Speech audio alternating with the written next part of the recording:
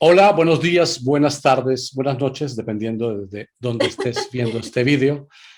Este Buenas canal... tardes, Gonzalo.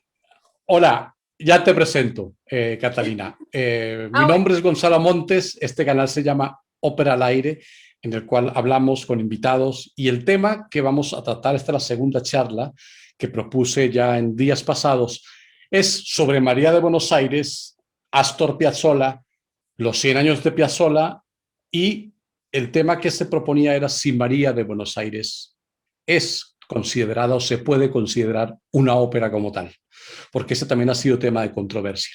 Yo tengo una invitada de lujo, excepcional, compatriota mía, que vive en Estados Unidos y pues hace también patria por esos lares, como los que nos estamos fuera del país, pero siempre con Colombia en el corazón.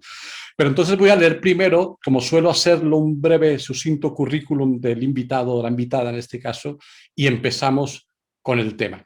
Ella es Catalina Cuervo, ella es soprano y bueno, aquí dice en su currículum que es también conocida como la soprano de fuego. Ella ya nos explicará qué significa esto de soprano de fuego.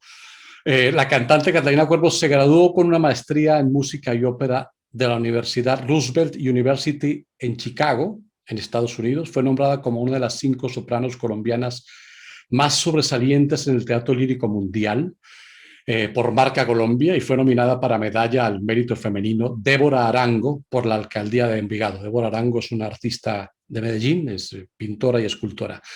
Catalina Cuervo representó a Colombia como finalista en la competencia internacional de canto en Alemania, esta de gran prestigio, el Neue Stimmen, quedando entre, entre las 10 mejores del mundo. También ganó la división de Chicago para la reconocida competencia de Classical Singer Magazine y fue finalista en New York por la misma. Cuervo es la cantante del mundo con la mayoría de producciones en su cinturón de la tango ópera María de Buenos Aires, con cerca de 100 representaciones a sus espaldas, que se dice pronto. Que la ha cantado en Nueva York, en el City Opera, en el de Atlanta Opera, en Florida Grand Opera, en Cincinnati Opera, en Arizona Opera, entre muchas otras más.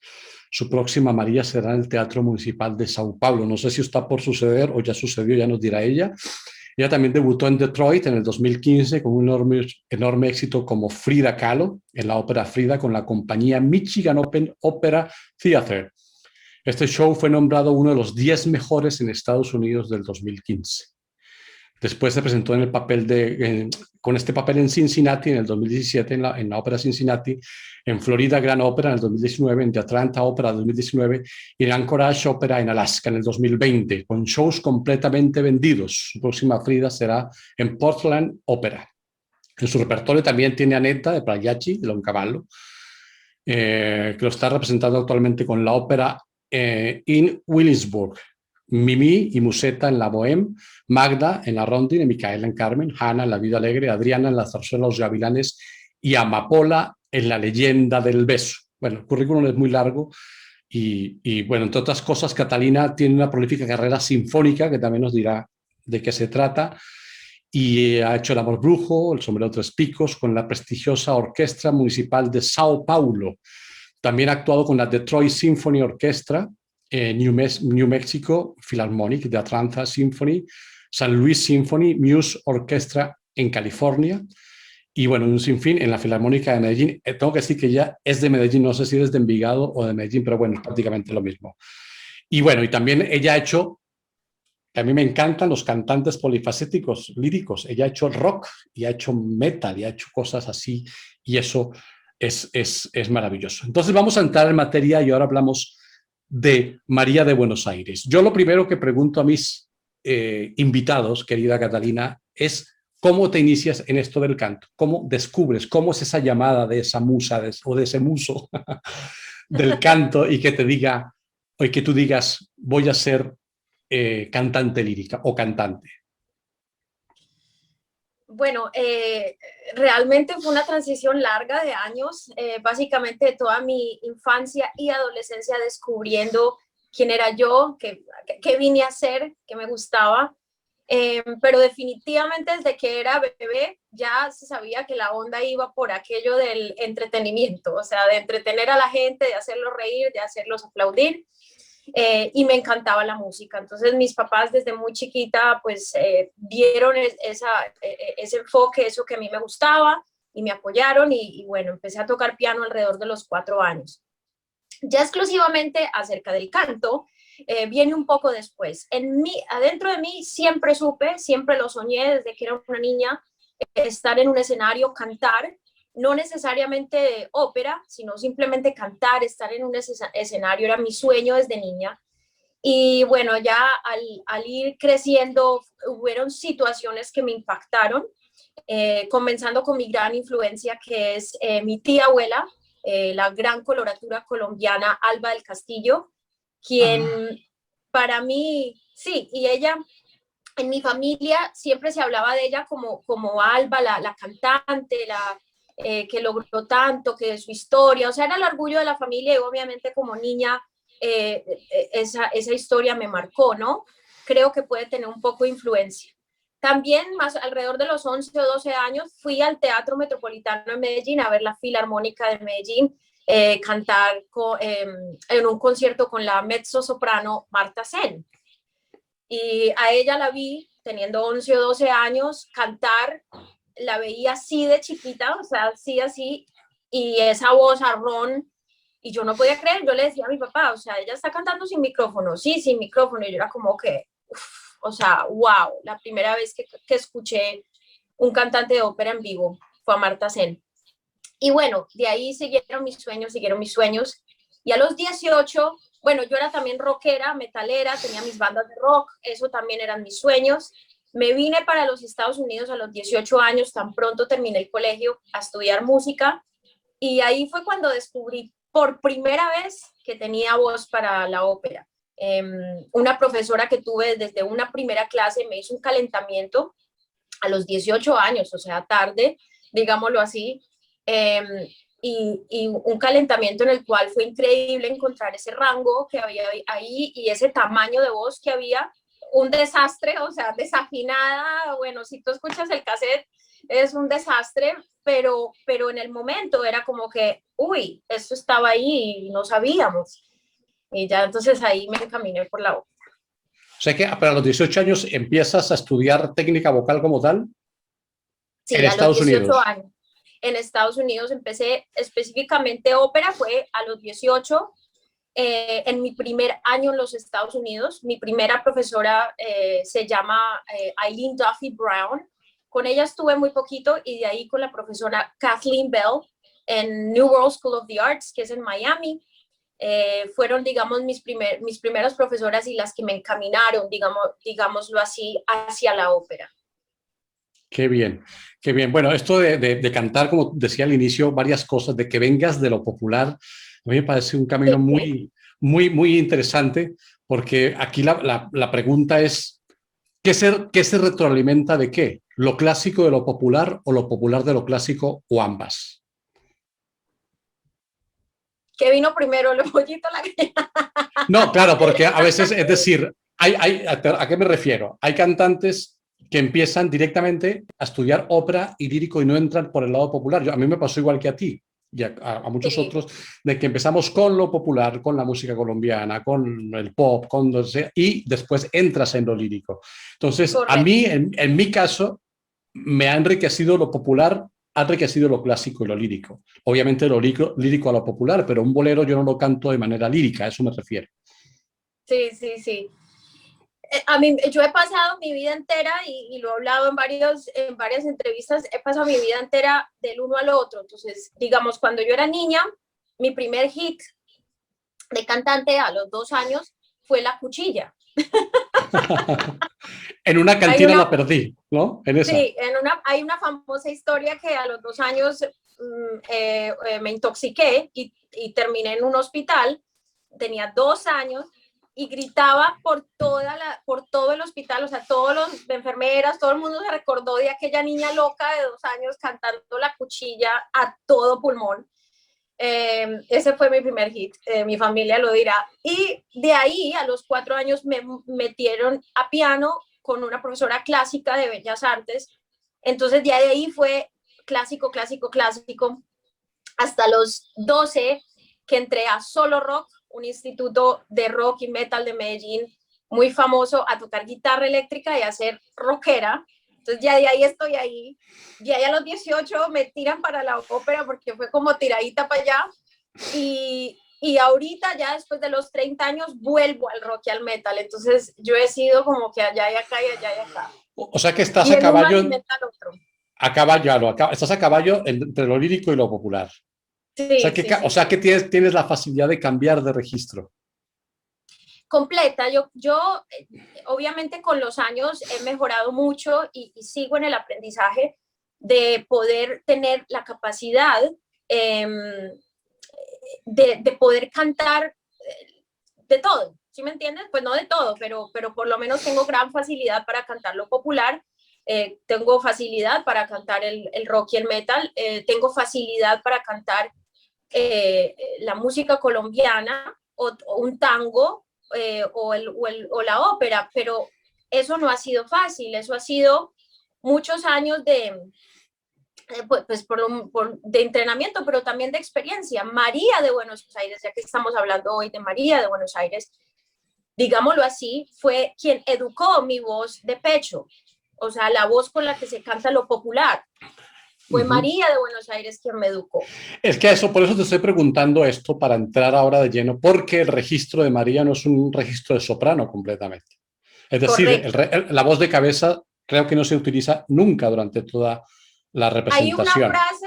Hay una frase que yo hago en voz lírica porque me parece lindo, pero realmente es toda en voz de pecho. Vale, vamos a Medellín. Medellín, como ya lo dije en la primera charla de presentación de este tema, de María de Buenos Aires y de Piazzolla. Yo hablo de Gardel. Piazzolla tiene un encuentro con Gardel precisamente donde estás tú, en Nueva York, en Manhattan, él siendo muy joven y Gardel pues le llama mucho la atención Piazzolla, un chico que toca el bandoneón tan joven, incluso lo invita a la gira, que después digo yo que, y dicen los biógrafos que el padre de Piazzolla no le permite ir a esa gira con Gardel, y es cuando sucede el fatídico accidente en Medellín, y Gardel dice que en una carta dice, querido Charlie, si hubiera ido a tu gira estaría tocando el arpa en vez del bandoneón. Pero ¿por qué hablo de Medellín y por qué hablo de Gardel? Porque obviamente Gardel deja una impronta, una huella en Medellín bastante importante, y es el tango. En Medellín hay una cultura del tango, casi que es un segundo Buenos Aires. Hay una casa gardeliana, total, hay espectáculos de tango. ¿Cómo es tu relación con el tango en Medellín? O sea, increíble cuánta influencia tiene el tango en nosotros, que ni nos damos cuenta en Medellín.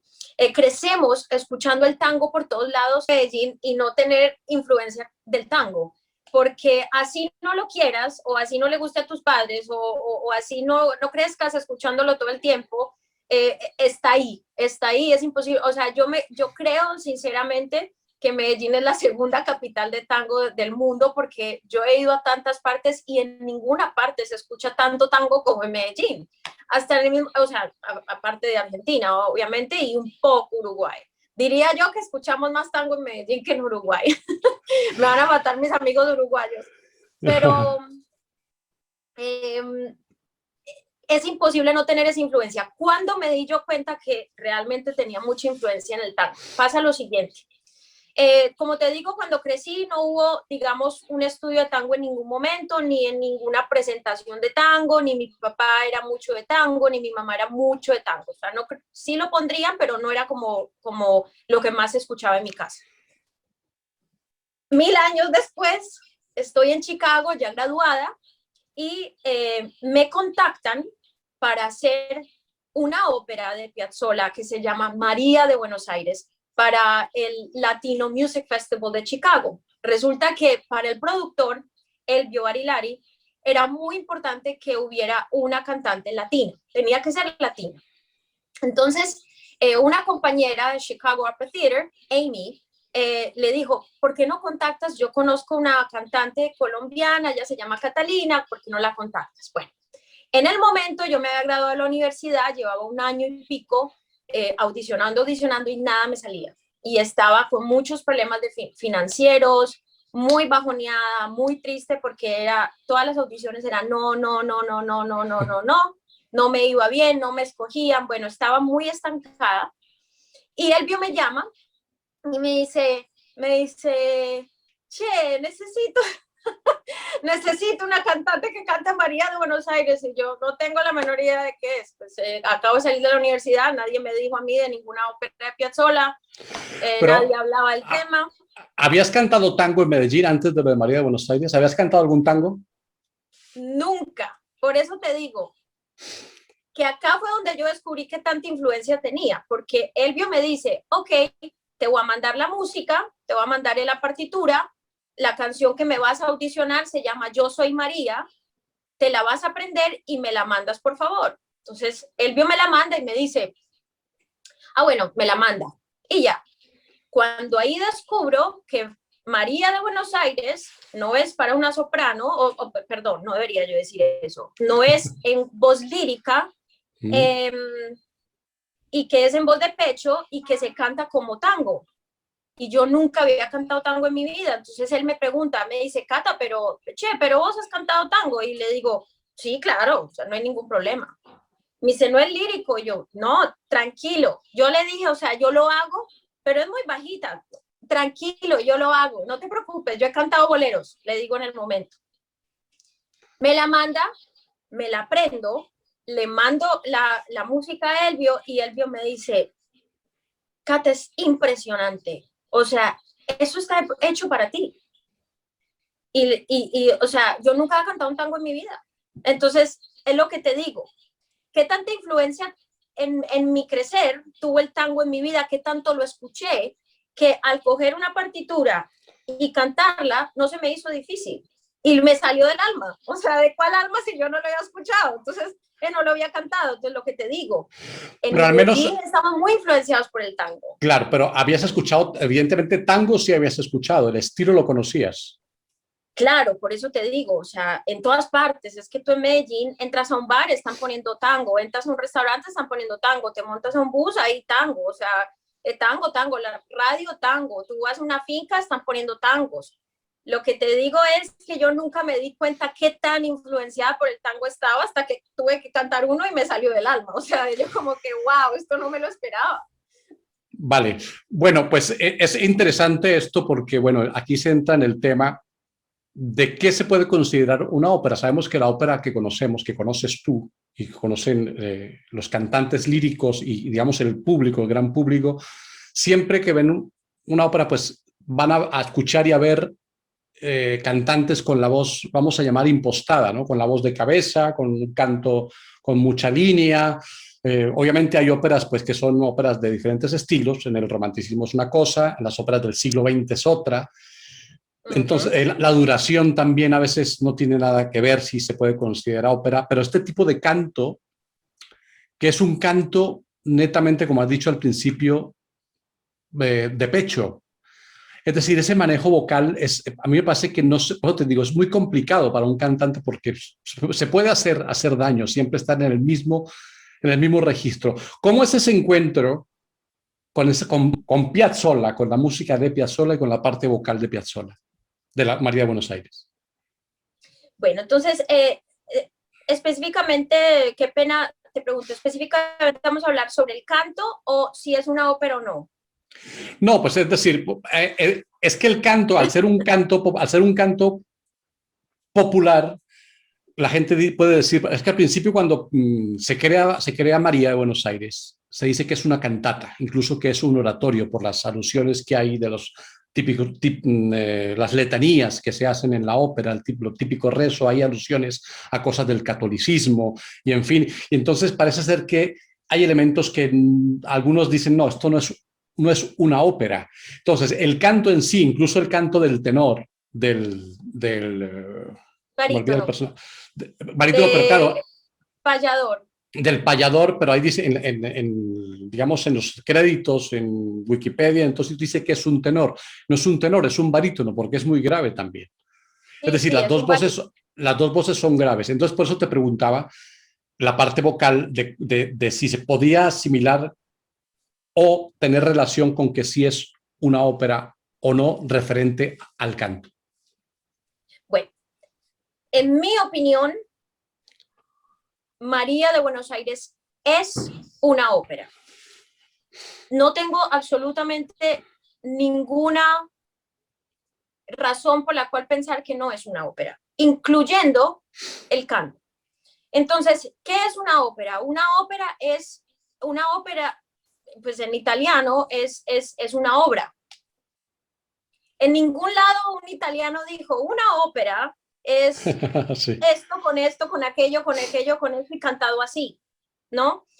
Más en el mundo, la ópera contemporánea, tú puedes encontrar todo tipo de formas de cantar, con micrófono, sin micrófono, lo hacen afuera, lo hacen adentro, lo hacen en un solar, lo hacen ahorita con Ópera Williamsburg, la próxima semana vamos a hacer a Pagliacci en un jardín, afuera. Entonces, ¿qué es una ópera? Una ópera es una obra. Ahora, Piazzolla la llamó operita porque es una ópera pequeña, pero también hay Pagliacci es corta, o sea, dura lo mismo que dura Pagliacci. Pagliacci es gran ópera, o sea, La voz entonces humana, me parece, la voz humana de Poulenc dura 58 minutos, por ejemplo. ahí tú tienes, y es una ópera. Entonces, ¿en qué está el conflicto de las personas en pensar, tal vez no es una ópera? Muy en lo que dijiste, basado en que es una tango ópera y que el personaje de María, no el personaje del payador, el personaje de María debe cantarlo como un tango en la voz de pecho. El personaje del payador es un barítono y hasta el momento todos los payadores con los que he trabajado lo cantan muy lírico. O sea, obviamente con muchas cosas del tango, con la flexibilidad del tango, con los manerismos, con el idioma del tango, pero la voz es de barítono y nadie lo canta menos lírico que otra cosa. Ahora, en el personaje de María es el que hace aquí la pelea, el que crea la pelea, la discusión. El personaje de María se debe cantar en la voz de pecho y se debe cantar nuevamente en el idioma y los manerismos del tango. Pero te voy a hacer dos ejemplos. Si yo cantara yo soy María de Buenos Aires, ahí lo estoy cantando como pop. Lo está cantando una cantante de ópera. ¿Cómo debería yo cantarlo como cantante de ópera? En mi voz de pecho, con la misma calidad, con el mismo tamaño, con el mismo soporte, con la misma vibración, con el mismo tamaño que yo canto la ópera, solo que en otro registro. O sea, en vez de cantarlo aquí, lo estoy cantando acá, pero es con la misma voz. O sea, si yo canto, ¿cómo canto yo, María? Yo soy María de Buenos Aires. De todas maneras, tiene manerismos de tango, pero es con la profundidad también de la ópera. Entonces, ahí la discusión, pero al Sí, final porque del día también es una ópera. porque la discusión también es, en la ópera, pues nunca existió hasta los años 90 o antes, no lo sé, el sonido, la amplificación de las voces, porque precisamente las voces líricas no necesitan amplificación por la proyección, por la técnica, y el público espera ver, incluso hubo discusiones y en el Metropolitan a veces había micrófonos escondidos para determinados cantantes que no proyectaban bien, y en otros teatros de Europa. Entonces, eso era casi un delito, una Sí, afrenta contra el estilo. Entonces, por eso, sí, María de Buenos Aires evidentemente se amplifica porque la voz grave de la soprano no va a sonar lo mismo que en la voz media o la voz aguda, lo mismo si fuera el tenor, ¿no? Entonces, por eso también se amplifican los instrumentos, que es una orquesta pequeña. Piazzolla la concibe para 8 sí. músicos, para 8 y después la duplica a 16.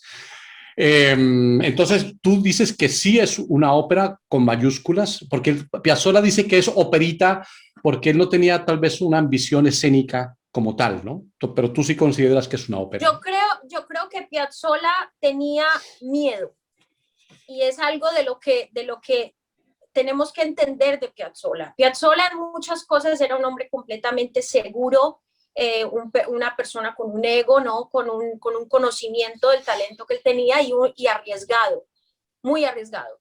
Pero me parece a mí que en su ópera, digámoslo así, como creó algo nuevo en el momento, algo que no se estaba viviendo en el momento. Hoy en día tú tienes óperas que son una ranchera ópera, que es un bolero ópera, que es, o sea, y ya hoy en día ese concepto no es revolucionario, o sea, ya en ese concepto, hoy en día normal. Cuando Piazzolla hizo su ópera, y más estudiando con Nadia Boulanger, o sea, sus compañeros, los de ópera, o sea, todo muy serio, todo muy así. Entonces, él hace esta ópera y la llama la operita, pequeña ópera. Él sabía que tenía en sus manos algo grande, pero yo creo que ni él se lo creyó de dónde iba a ir. Es que eso es lo otro, o sea, Piazzolla no creo nunca que hubiera pensado que hoy en día María de Buenos Aires es la ópera en español que más se hace en el mundo. O sea, ninguna se hace más que María. Entonces, él no visionó eso. Ahora, vuelvo y digo, María de Buenos Aires es una ópera. Y tenemos que entender que cuando la ópera se creó en Europa, muchos de los grandes clásicos, no había micrófonos, no existían. En 1800 no existían los micrófonos, en 1900 los primeros 20 años, no estoy segura de la fecha, pero al principio de 1900 no había micrófonos, no existían. Y se cantaba en casas de ópera que eran en forma de herradura con una acústica perfecta para que inclusive las voces más pequeñas, las de la soubrette o el tenor, el character tenor, se escuchen perfectamente. Son unas casas de ópera que no tienen más de 1000 sillas, o con una acústica perfecta como la tiene el teatro en Argentina, el Colón o el ¿cierto? Que son inmensos, pero con una acústica de esa manera. Ya la ópera está llegando a otros lados, está llegando a teatros que no tienen ese tipo de acústica, se hacen afuera, se hacen en un bar. La ópera ya se hace en todas partes y ahí es ahí donde entra el micrófono a ayudar. Sí, de todas maneras, en lo que yo llevo pues hablando de Piazzolla, yo pues he interpretado a Piazzolla, he investigado mucho, he hablado con gente relacionada del mundo con el mundo de Piazzolla. Piazzolla fue una persona muy incomprendida, una persona que con este nuevo tango, esta revolución que le dio a esta música, tuvo muchos defensores, pero también muchísimos o muchas personas que iban en contra de esto, decían que eso no era tango. Entonces, yo creo que la música de Piazzolla no se ha malinterpretado o se ha malentendido, por eso la gente dice, no, esto no puede ser una ópera porque el lenguaje musical, aparte que la poesía es compleja de entender, ¿no? Tú lo sabes Total. que hay mucha metáfora, hay mucho lunfardo, hay mucha cuestión, digamos, un poco surrealista. Entonces el espectador al ver eso dice, pero aquí ¿qué me están contando? ¿No? Entonces por eso también por ese lado pues dice, no, esto no es una ópera, esto es un musical si acaso, o esto es una puesta en escena. Sin embargo, yo considero una cantata o un oratorio, o yo no sé cómo lo catalogaron al inicio, pero sin embargo tiene todos los elementos, ¿no? Hay una escena, yo hace poco vi una puesta en escena de un teatro en San Juan, en Argentina, que es maravillosa, y es una puesta en escena que tú te quedas ahí sobrecogido. La parte visual es maravillosa, entonces tiene todos los elementos visuales, tiene todos los lenguajes que confluyen en una ópera para considerarse como tal, o sea que ni por duración, ni por canto, ni por música, no se puede considerar que es una ópera. Hablando volviendo al tema del canto, Catalina, ese cambio de registro, aunque tú dices que has tenido esas dos vertientes, se te ha facilitado, ¿cómo abordas a Piazzolla? Es decir, ¿cómo asumes el papel de María? Porque es un papel, no es fácil, bueno, ningún papel operístico es fácil. Sin embargo, María tiene muchas cosas para que sea un personaje al que Piazzolla le da vida, incluso Horacio Ferrer. ¿Cómo concibes el papel y cómo lo creas? Bueno, mi preparación para María de Buenos Aires realmente continúa. El papel ha evolucionado, ha mejorado muchísimo, sobre todo en la parte vocal, que cuando lo hice obviamente en el 2011, o sea, ya llevo 10 años cantando María. Pero definitivamente esos primeros 6 meses de preparación de María y el año que continuó desde mi primera fueron los más importantes. Yo comencé, bueno, con la música, viendo qué me decía la música, qué me enseñaba la música, y de ahí comenzó todo. Y de ahí el análisis, digámoslo así, del libreto, de la poesía de Ferrer, que es muy importante, o sea, es muy importante varias cosas. Primero, la poesía de Ferrer es en lunfardo, que es el lenguaje del tango, pero Ferrer tiene su propio lunfardo. Entonces estamos hablando no solo de ir donde mi amigo el argentino y decirle esto qué quiere decir, sino que es más allá, es decirle al maestro Ferrer, ¿esto qué querías decir con esto? Y eso fue lo que hice. Entonces, bueno, primero la preparación, tomé clases con el coreógrafo que hice mi primera María, con Jorge Nieda, 6 meses de tango. Entonces, muy importante la parte del tango, porque María, pues aunque no tiene que bailar todo el tiempo, algún pasito tiene que tirar. Y más allá de eso, es todo, es su fisicalidad, es la forma en que se para, es la forma en que se sienta, es la forma que camina. O sea, que no es solamente saber bailar, porque no baila uno tanto, sino saberse mover como ella, ¿no? En el lenguaje del tango. De ahí, después de mi primera María, siguió la parte que para mí ha sido clave. Yo fui a Argentina, que en ese entonces el maestro Horacio Ferrer estaba vivo, muy vivito y coleando, como decimos en nuestro país, vivo y coleando, y me fui para Argentina alrededor de 3 semanas y estuve estudiando con él. No solamente la María de Buenos Aires, sino muchas otras canciones de él y Piazzolla, que he hecho en diferentes, en otras canciones como Balada para mi muerte, Chiquilín de Balín, Preludio para el año 3001, bueno, en fin. Entonces fui donde él, me senté con él y literalmente miramos, hablamos parte por parte de qué decía aquí, qué quería decir allá, esto qué era, esto que te imaginaste, qué es la obra para ti, quién es María, o sea, absolutamente todo, porque ¿qué pasa? Como lo dijiste tú, María de Buenos Aires está escrito en un mensaje poético surrealista y puede ser interpretado de un sinfín de formas. Yo he hecho María con muchísimos directores y te puedo decir que no hubieron 2 directores que pensaran igual, o sea, los uno piensa una cosa, el otro otra, el otro así, el otro así, bueno, en fin, yo tengo mi propia interpretación, pero entonces, para no confundirme, para no pelear cada que yo tenía una nueva María con el director, decirle qué estás haciendo aquí, qué es esto, no tiene nada que ver, yo me fui al source, o sea, me fui donde Ferrer y le dije, ¿esto qué es? ¿Quién es ella? ¿Qué está pasando aquí? ¿Qué está pasando allá? ¿Qué quisiste decir con esto? ¿Esta palabra qué es? Todo con él. Y Qué maravilla. ese ha sido, sí, ese es, mejor dicho, esa es la formulita que yo tengo especial. Mi varita para poder hacer María funcionar es haber estudiado con él. Vale, antes de continuar, vamos a poner poema balseado. ¿Esto dónde es, Catalina? ¿En dónde lo cantas para que la gente vea y sepa a Catalina cantando María de Buenos Aires el poema balseado?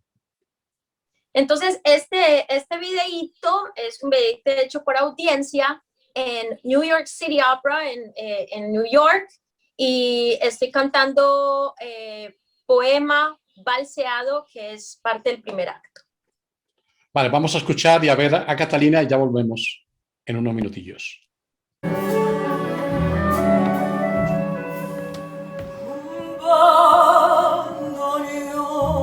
Que mi tristeza tiene escrita, oído temblores que me canta la garganta, con gusto azul del temblor de mi vida, y otro mejor que sabor de alegría.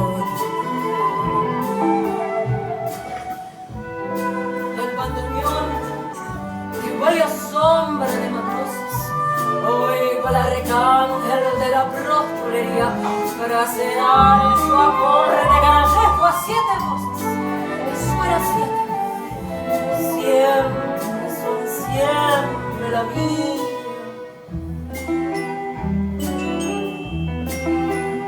Si hasta el abrazo de morir me siento en celo y me lo arranco un poco en cada gatero, que duelo habrá que ya no alcance a ser mi duelo, que parda trampa que no puede ser ya mía.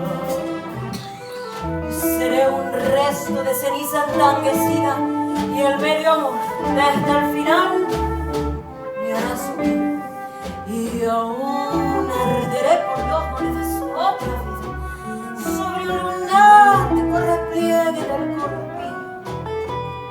Seré más triste, más de carne, más rodada que un tango atroz que nadie ha sido todavía. Y yo estaré de traición. Eres más puro que 100 Marías.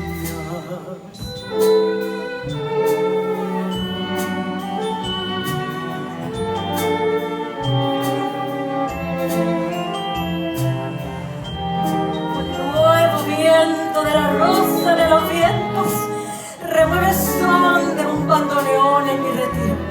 Y el bandoneón tiene una pala en el aliento para gritar mi muerte al son de un solo tiro.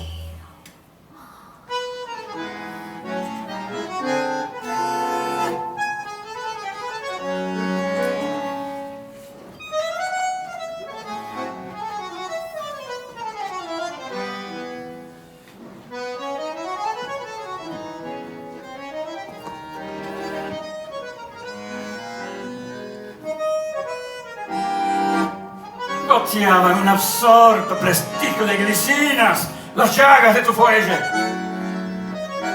y el eco de un rosario tangueado en tus pliegues. Vale, bueno, maravilloso.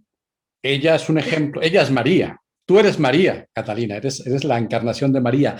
Y a este respecto quiero preguntarte, porque el argumento, por ejemplo, la mujer de Piazzolla decía que María de Buenos Aires no era el tango, que era la ciudad de Buenos Aires, que aquí tengo el nombre, a ver si lo encuentro, que el nombre de Buenos Aires era Santa María del Buen Aire, al inicio, cuando Pedro de Mendoza funda Buenos Aires, la mujer de Piazzolla dice que no es el tango, que María de Buenos Aires hace referencia a la ciudad de Buenos Aires, que está hablando de Buenos Aires. ¿Tú crees eso o crees que María es la encarnación de Buenos Aires o del tango? Bueno, entonces esta discusión es muy interesante porque acá tenemos entonces al maestro Piazzolla y al maestro Ferrer con dos intenciones diferentes y es ahí donde tienes personas que piensan así o piensan así. Correcto, Piazzolla quería hacer, cuando habló, digámoslo así, con Ferrer, quería hacer una obra que hablara de Buenos Aires, de la ciudad de Buenos Aires, y María lo dice, yo soy Buenos Aires, yo soy la ciudad. Pero al preguntarle al maestro Horacio Ferrer, quien está escribiendo la historia y quien está dando vida a María en letra, yo le pregunté, maestro, ¿quién es María de Buenos Aires? Y me dice, María de Buenos Aires es el tango. Ah, qué maravilla, es un dato muy importante este. Sí, entonces Piazzolla comienza con la idea de hablar de María de Buenos Aires, la ciudad, y para Ferrer, María de Buenos Aires es el tango, y te voy a explicar lo mismo que él me dijo en una forma simple. El ciclo del tango es María.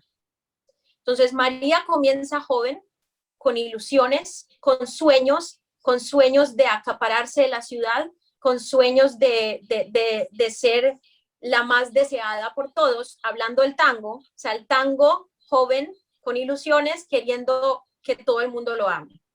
Decide irse a la grande ciudad y convertirse en María de Buenos Aires o el tango en todo su esplendor. Seguimos el ciclo, entonces el ciclo va así y llegamos a la mitad del ciclo donde de un momento a otro en la ciudad de Buenos Aires, en Argentina en general, odian el tango. Y le tiran piedra al tango y hablan mal del tango y nadie quiere saber nada del tango y lo odian y lo matan. Entonces esa es María y el tango va acá. De ahí María sigue un recorrido por debajo de la tierra. Todavía está ahí divagando la ciudad, todavía está conquistando la ciudad desde la sombra. Esa parte es cuando baja las alcantarillas, ¿no? ¿Es esa?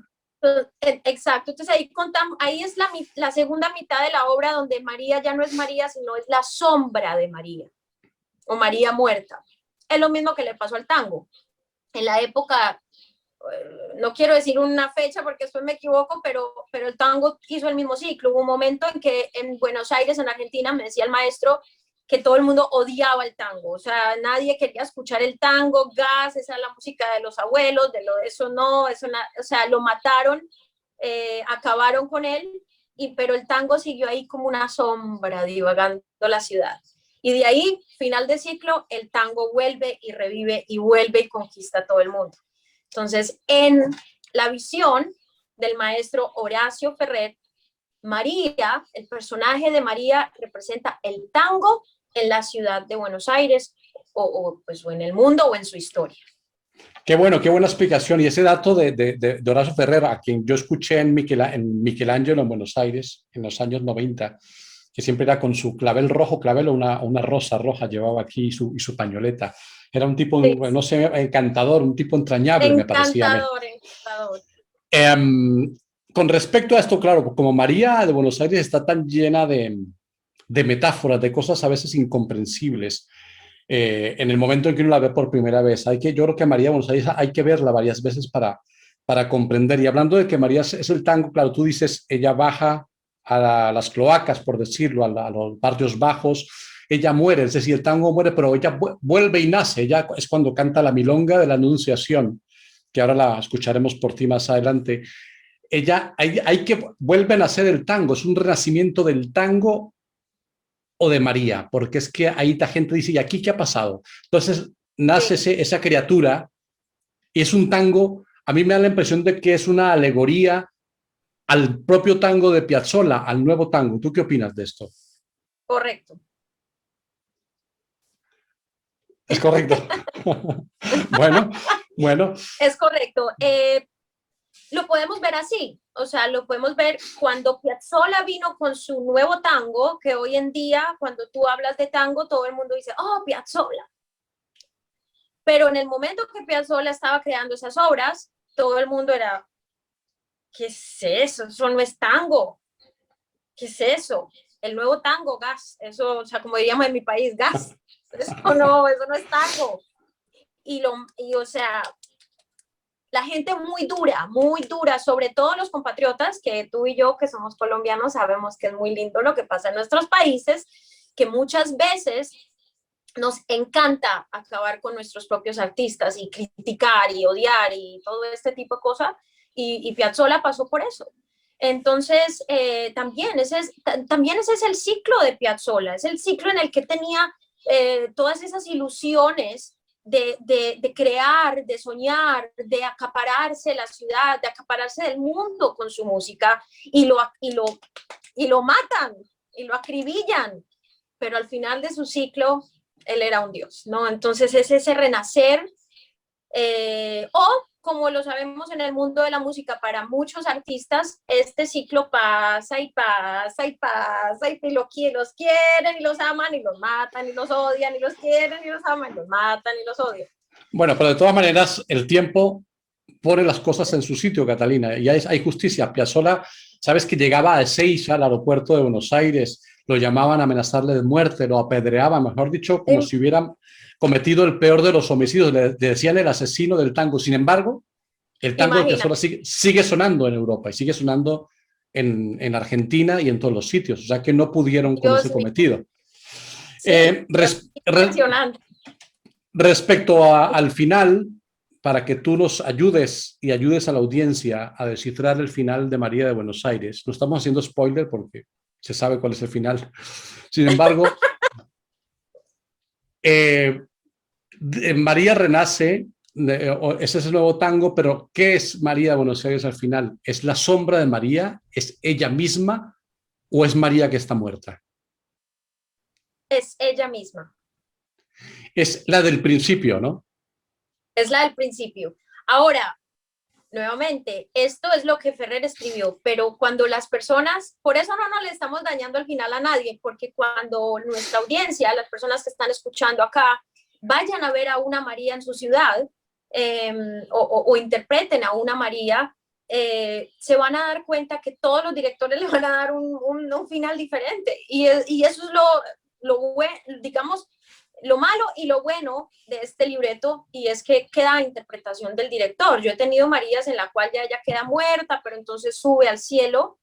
Una cosa muy católica también es que María, cuando muere, como tuvo tantos pecados, se queda divagando la ciudad y Dios por allá no la acepta hasta que le da el perdón, la convierte en una nueva María y la eleva al cielo. Entonces, yo he tenido Marías así, con una proyección muy del pensamiento católico, muy de muchas religiones, como también tengo Marías en la que ella vuelve y es la María del principio. Así que se presta a tantas interpretaciones esto. Bueno, dos cosas, Catalina. La primero, bueno, sigamos con María. ¿Has hecho 100 veces María de Buenos Aires? Alrededor de 100 presentaciones, sí.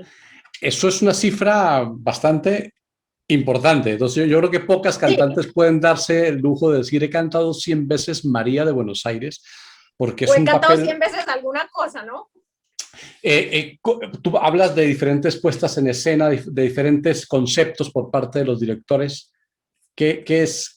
¿Cómo has concebido cada personaje? Obviamente es distinto, cada María es diferente, pero obviamente la esencia está ahí. ¿Pero te has encontrado con alguna cuestión controvertida de decir: uy, no, esto no, o no hago esto, o haga usted esto, o usted desnúdese, o lo que sea, por ejemplo? Desnúdese, bueno. No, porque, a ver, no es que el desnudo no tiene que ser algo grotesco ni algo que sea, uy, no, esto no, desde que se haga con cierto, pero, o haga algo que vaya un poco en contra de lo que es esa digamos, esencia. Claro, son 100 veces 100 maneras diferentes de concebir un personaje, ¿no? Háblanos un poquito de esto. Definitivamente es un papel que tiene más controversia y es más difícil que otros papeles. ¿Por qué? Porque se presta nuevamente a interpretación. O sea, si tú estás haciendo a Mimi, o estás haciendo a Nedda, o estás haciendo a Tosca, todo el mundo sabe quién es Tosca, para dónde va y de dónde viene. Ningún director te va a decir de un momento a otro que Mimi no sufre nada y trabaja en un gimnasio. O sea, nadie, ¿me entiendes? Los personajes ya están muy estudiados de quiénes son y para dónde van y dónde vienen. María de Buenos Aires tiene el problema de que se presta a interpretación. Hasta el mismo Piazzolla y Ferrer pensaban diferente de ella. ¿Qué más se puede esperar del resto del mundo? Entonces sí, he tenido situaciones en las cuales he tenido directores que no nos entendemos. O sea, no estoy de acuerdo. Me es muy difícil interpretar a María cuando no estoy para nada en acuerdo con lo que el director quiere de ella o de la historia. Me es muy difícil. Yo, ¿para qué te digo que no? Sí, o sea, no acerca de haz tal cosa o tal otra. Ahí no, yo normalmente no tengo como el problema de hacer nada, pues que me pongan a hacer, pero es sobre la interpretación y sobre dónde quieren llevar la historia. Me es difícil ponerme en los zapatos de esa María a la cual yo no creo. Me es difícil ponerme en los zapatos, y más porque la he hecho demasiado. Entonces entra el que la haya hecho demasiado, puede ser un beneficio o lo es, pero al mismo tiempo no lo es, porque tengo un concepto muy cerrado de quién es María, de dónde viene y para dónde va y qué quiero yo de la obra. También he sentido, cuando hago las diferentes producciones, cuáles producciones son exitosas y cuáles producciones no les va bien.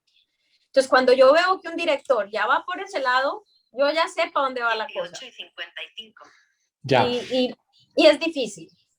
Ya. ¿Qué grado de complejidad tiene María, por ejemplo, con respecto a otro personaje de ópera? Por ejemplo, vamos a decir algo, Violetta de la Traviata. Obviamente la parte actoral hoy por hoy es un punto importante en los cantantes. Piden que sea una condición buena, más que buena, para abordar un personaje.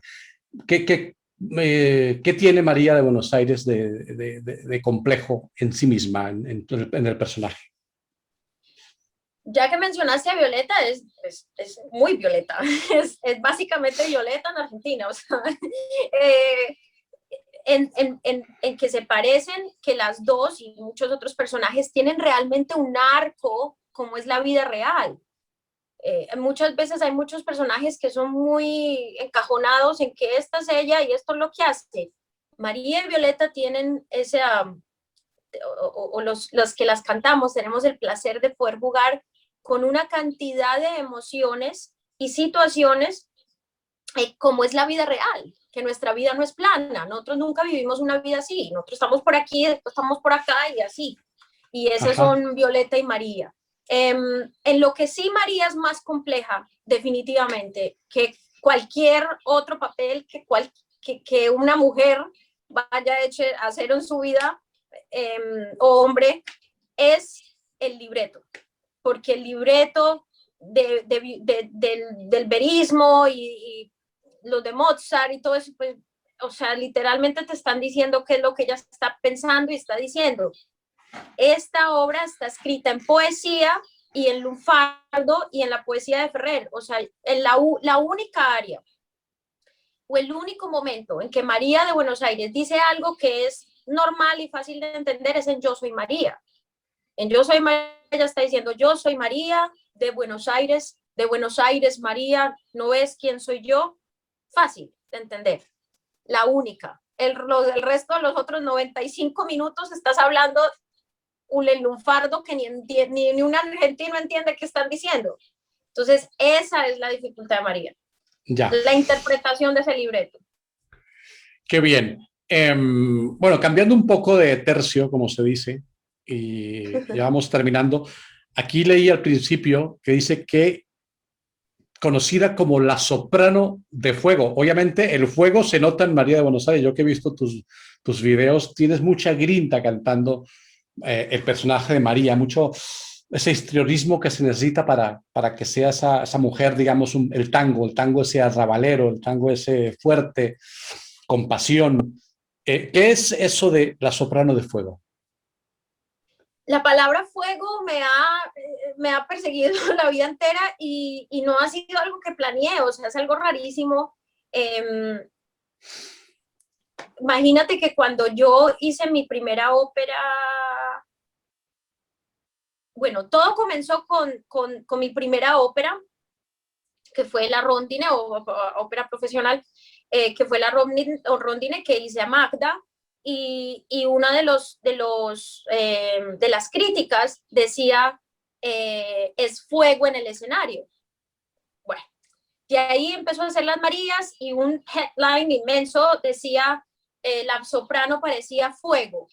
Bueno, en fin, entonces muchas críticas empezaron a utilizar la palabra fuego para describirme, sin planearlo, o sea, así fue, y en ciudades diferentes. Entonces, mi profesora era otra, que yo vivía en Chicago, que es helado, helado, y yo llegaba a la universidad sudando y me quitaba chaqueta y bufanda y bufandita y camisa y camisita y yo era sudando y mi profesora me miraba y yo era, o sea, jugada de sudor y mi profesora me decía, es que Cata is always hot, she's always hot, es que Cata siempre está caliente, bueno, caliente pero de calor, ¿no? Siempre tiene calor, siempre parece un fuego que entra a mi estudio. Y ella se reía mucho con ese cuento y empiezan todas las críticas, tin, fuego, fuego, fuego. Y no ayudó que muchas de las obras que yo hago me ponen de rojo. Ah, mira. Para nada ayudó. Claro, entonces siempre estoy de rojo, me he visto también mucho de rojo. La obra es de rojo, el personaje de María tiene, como tú dices, necesita esa fuerza en el escenario, y empezaron de fuego hasta que ya la dejamos la soprano de fuego. Ah, bueno, muy bien. ¿Y cuándo se hace María de Buenos Aires en Colombia? ¿Has pensado en hacerla allí, que haya algún proyecto al respecto o no? Bueno, María se ha hecho un par de veces en Colombia, se hizo hace poquito en Ópera, bueno, no conmigo, sino en Colombia, se hizo hace poquito en Ópera al Parque, el teatro en Medellín también se hizo, creo que se ha hecho 1 o 2 veces, la hizo la Universidad de Antioquia, en el Teatro Pablo Tobón. Bueno, yo, si quieres que me hable a calzón quitado, Sí, bueno, tú ya sabes que yo estoy... He buscado todas las oportunidades para hacerlo en Colombia, me lo reclama mi gente, me lo reclama mi familia, me lo reclaman mis amigos, mis seguidores, de por qué Catalina Cuervo hace María en todas partes menos en su país, y no tengo una respuesta acerca de eso. Bueno, pues eso hay que solucionarlo, hay que intentar Sí. buscar los medios. Ahora ya sabes que Colombia está un poco revuelto y hacer propuestas es complicado, pero porque lo pensaba hoy, yo creo que es un momento idóneo para hacer también este tipo de óperas con gente que, por ejemplo, como tú, que ha hecho el papel tantas veces y conoces el papel al dedillo, que lo has asumido en tantas oportunidades. Vamos a ver, yo creo que eso sería Gonzalo, algo muy antes de importante. morirme lo tengo que hacer, antes de morirme. No, bueno, para eso falta mucho tiempo, o sea que va a haber muchas oportunidades. Sí, sí. Bueno, pues muy bien. A mí he de decirte, Catalina, que Piazzolla me sobrecoge. Cualquier cosa que escuche de Piazzolla me sobrecoge muchísimo. Y María de Buenos Aires aún más. Es algo que te llena, te conmueve mucho, aunque es un poco triste, es un poco nostálgica. Es una música bastante nostálgica, pero es una música de una calidad, de una concepción artística insuperable. Bueno, y ya al final preguntarte, ¿crees que Piazzolla tiene el lugar que le corresponde en estos momentos? ¿Se le ha dado el lugar que le corresponde o no? Sí, sí, Piazzolla es el artista clásico latino más celebrado en el mundo, eh, por orquestas y sobre todo por las orquestas, secundario, como lo decía yo antes, es la ópera en español más presentada en el mundo. Ahora, que si tiene más escalones para subir, claro que sí. El Dios tiene un espacio más allá de donde ya está, para mí. Qué bueno, Catalina. ¿Qué compromisos tienes próximamente? Que nos vayas contando. ¿Qué estás haciendo ahora y qué tienes próximamente? Bueno, ahorita preparándome para mi debut con ópera en Williamsburg, estoy haciendo Nedda en la ópera Pagliacci, que abrimos la otra semana. De ahí me voy para Portland a hacer también mi debut con Portland Opera en la ópera Frida, de otro gran compositor latinoamericano, el maestro Robert Javier Rodríguez. Y continuamos con la María, que lo preguntaste, en el Teatro de Sao Paulo, municipal de Sao Paulo, que hemos tratado de hacer la María en los últimos 2 años. Y bueno, ha sido, ahí seguimos, así que Dios nos ayude para que podamos por fin presentarla en el teatro. Bueno, pues qué maravilla. Son buenas noticias y estaré pendiente de tu trabajo porque, bueno, es un orgullo. La gente, siempre digo, la gente que está fuera de Colombia haciendo música, haciendo lo que sea, enriquece también al país, aunque no lo parezca, y deja al país en alto. Pues yo quiero Muchas agradecerte. gracias, Gonzalo, y lo mismo para ti. Gracias. Lo mismo para ti. Quiero agradecerte tu tiempo, agradecerte esta charla, verdad que es muy importante en estos 100 años de este genio como es Astor Piazzolla, al que amamos, respetamos y consideramos uno de los grandes. Entonces, de verdad, un gran abrazo, donde estés, muchos éxitos, mucha salud y que lo artístico siempre te cunda por todas partes. Ya lo que quieras decir para despedirte, el micrófono es tuyo. Lo mismo para ti, Gonzalo, nuevamente. Gracias por invitarme a tu programa. Gracias por crear un espacio para hablar de Piazzolla, para hablar de María de Buenos Aires, para emocionar a más personas de ir a ver la María que se esté presentando en sus ciudades, en su país, o para producir más Marías. Invito a todo el mundo a que si no conocen esta obra, vayan a su Spotify, iTunes, no sé qué tengan, YouTube, y escuchen esta música maravillosa, porque lo mejor como lo dijiste tú, que tiene María de Buenos Aires es su música. Y esa música, ay, no es sino que escuchen la primera escena, el Alabare, y ya quedan completamente enamorados con los primeros 10 segundos que escuchen de María de Buenos Aires. Así que los invito a ir a escuchar. Así es. Pues muchas gracias, Catalina. Un gran abrazo. Y queridos amigos, de verdad les agradezco haber estado hoy con nosotros, con esta gran cantante colombiana que es Catalina Cuervo, y viendo estos vídeos y estas charlas sobre María de Buenos Aires. Y seguiremos hablando sobre Piazzolla y María de Buenos Aires en 2 charlas más con diferentes artistas, y decirles que muchos éxitos, que se cuiden, y gracias por estar viendo Ópera al Aire. Nos vemos en una próxima entrevista. Chao. Chao.